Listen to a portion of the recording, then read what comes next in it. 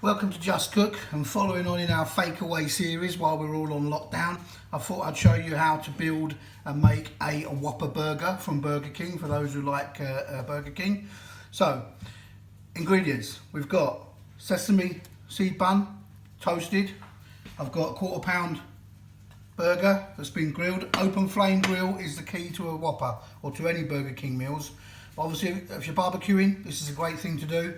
If not, just try and use a griddle, whatever you've got. But as I say, the flavour for the barbecue for the Burger King is about the open flame grill. So we've then got ketchup, mayonnaise, pickle, onions sliced round, fresh onion, tomatoes sliced, and then finally shredded lettuce. And this one's quite simple, because you don't have to make a sauce unlike a Mackie D's. So first of all goes on ketchup on both burger buns, like so, and then spread that around. Generous with that. Then we've got a dollop, as they say, of mayonnaise, and again just pop that a little bit, squash it down and around. So then it's all about building the burger.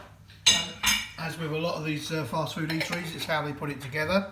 So for this, first goes on the burger pate, second goes on the pickle, two to three slices. I say 3 slices I've got, they're not so big, but let's have them like that. Then some onion ring,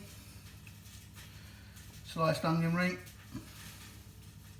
Then the tomatoes, and then the shredded lettuce.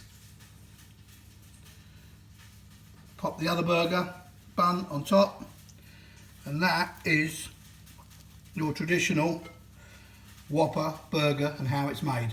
Have a bit of fun trying to make that, especially if you're barbecuing with the good weather. Take care.